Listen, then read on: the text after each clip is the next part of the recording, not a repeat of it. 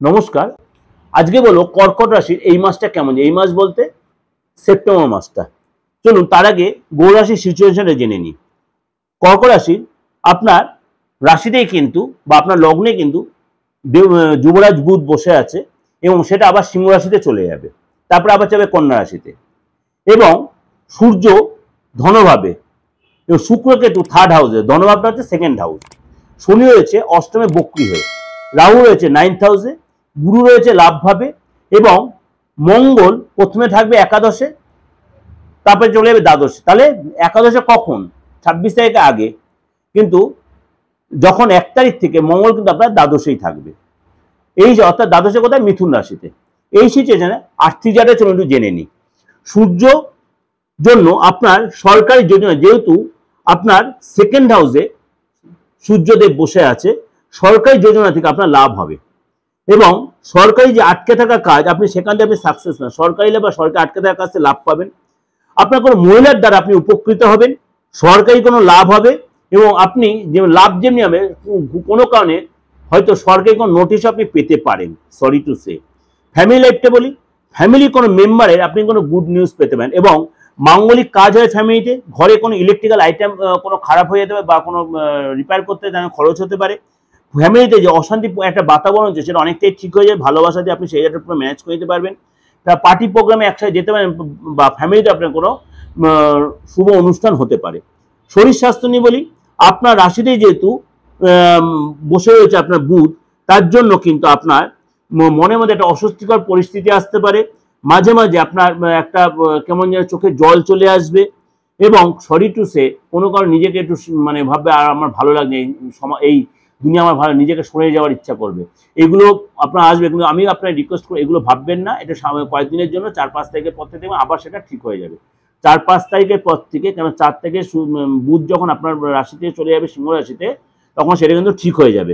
পেটের প্রবলেম হতে পারে, 15 তারিখের পরে ইএনটির প্রবলেম হতে, মনটা অস্থির হতে পারে এবং ফালতু ফালতু কোনো চিন্তার জন্য চোখে জল আসবে, দেখবেন আননেসেসারি বিভিন্ন সেন্টিমেন্টাল হয়ে যাবেন আপনি, ভুল স্বপ্ন ভুল ডিসিশন এসব হয়ে যেতে হবে। 16 তারিখের পর থেকে সময়টা আস্তে আস্তে আপনার ফেভারে আসবে। যদি আপনি বিবাহিত হন, সন্তান যদি থেকে থাকে, সম্পর্কটা যথেষ্ট ভালো হবে, পড়াশোনায় যথেষ্ট মন বসবে, কিন্তু সন্তানের শরীরটা নিয়ে একটু ডিস্টার্ব হবে, অ্যালার্জির প্রবলেম, ইনফেকশন এবং সন্তান যদি কোনো গাড়ি ইউজ করে থাকে তার জন্য কোনো খরচ হলে পুলিশের ঝামেলায় জড়িয়ে পড়তে পারে, যেহেতু আপনার দ্বাদশে রয়েছে আপনার মঙ্গল।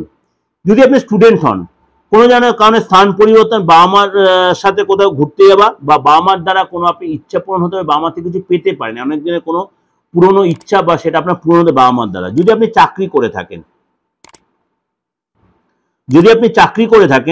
চাকরির জায়গাটা আপনার টার্গেট যথেষ্ট ফুলফিল হয়ে বসে যায়, যথেষ্ট সুসম্পদ তৈরি হবে, অফিসে আপনার যথেষ্ট গুরুত্ব বাড়বে, পাওয়ার বাড়বে, মনের ইচ্ছা পূর্ণ হবে এবং প্রশংসা পাবেন, প্রশংসিত হবেন এবং কোনো বন্ধুর মাধ্যমে অ্যাডভাইস পেয়ে আপনি যথেষ্ট লাভবান হবেন।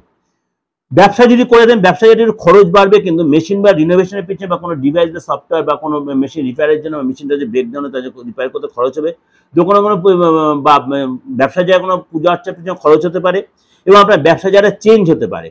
যেহেতু শুক্র কিন্তু আপনার থার্ড হাউসে রয়েছে, ভাই বোনের কোনো আটকে থাকা কাজ কিন্তু এই মাসে কমপ্লিট হবে, ভাই বোনের দ্বারা কোনো গুড নিউজ পেতে পারেন। আপনার বিশেষ করে যেহেতু অষ্টমের শনি, কোনো আটকে থাকা কাজ কিন্তু কমপ্লিট হবে। সন্তান যে নিয়ে যে আপনি প্ল্যান করছেন, এটা বলে রাখি, আপনি যে কোনো নতুন বিয়ে করে থাকেন বা পুরোনো বিয়ে হলো, আপনি সন্তান নিয়ে যে প্ল্যান করে থাকেন, এই মাসটাকে একটু অ্যাভয়েড করবেন, তাহলে সেটা আপনার জন্য ভালো হয়। এই মাসটা অ্যাভয়েড করেন, সন্তান নেওয়ার ভাবে এই মাসটা অ্যাভয়েড করবেন। দ্বাদশে মঙ্গল এসে যাওয়ায় আপনার পুলিশি ঝামেলা বা আইনি কোনো ঝামেলা হয়তো আপনি বাদ বিবাদে জড়িয়ে পড়তে হবে, বি কেয়ারফুল এই সময়টা, অর্থাৎ এটা কিন্তু ভয় পাবেন না। দাম্পত্য লাইফটা একটু বলি, যেহেতু বুধের সপ্তম দৃষ্টি পড়ছে আপনার দাম্পত্য ক্ষেত্রে, সুতরাং আপনার পার্টনারের কাজের জায়গা একটু ডিস্টার্ব হবে, চাকরি হয়তো ছেড়ে দেওয়ার প্ল্যান করে, কিন্তু আপনি আপনার পার্টনারকে রিকোয়েস্ট করবেন এই সময় যে চাকরি একদমই না আছে, তার চাকরি পাবে না, কোনো কারণে ট্রান্সফার হতে পারে, বসের সাথে কোনো কারণে বাজে ব্যবহার হতে পারে, বা আপনার পার্টনারকে হয়তো বস দূরে ট্রান্সফার করে দিল বা ডিমোশন হয়ে গেল, এরকম সরি টু সে। কিন্তু পার্টনারের এইটা নিয়ে কোনো মেন্টালি প্রেশার হবে, কোনো কারণে হসপিটাল ডক্টর যেতে হতে পারে এবং পার্টনারের কোনো জিনিস খারাপ হয়ে যায় তার জন্য খরচ বাড়তে পারে। এই ওভারঅল ডিসকাশনটা আপনাদের দিগদর্শন মন্ত্রচালয় আপনারা নিয়মিত দেখতে পাচ্ছেন বা পাবেন, বা এরকম অনেক রকম প্রোগ্রাম আমি দিগদর্শন মন্ত্রচালয়ে দিচ্ছি। অবশ্যই ভালো লাগবে, অবশ্যই মিলছে বা মিলবে। ভালো লাগলে অবশ্যই লাইক করে সাবস্ক্রাইব করে বেলটা অন করবেন, যত পারবেন লোকে শেয়ার করবেন। আর যদি ভালো লাগে অবশ্যই লাইক করে কমেন্টসটা অবশ্যই দেবেন। আর যোগাযোগ করতে হলে অবশ্যই আমার সাথে বুকিং এ ফোন করে নেবেন। আপনি অনলাইনে প্রেডিকশন বা অফলাইনে নিন, বা আপনার কোনো বাস্তুগত প্রবলেম, ফ্যামিলিগত প্রবলেম, যে কোনো প্রবলেমের জন্য, তার রেক্টিফিকেশনের জন্য, প্রতিকারের জন্য আপনি যোগাযোগ করতে পারেন। নমস্কার, সারাটা মাস যেন আপনাদের ভালো কাটে।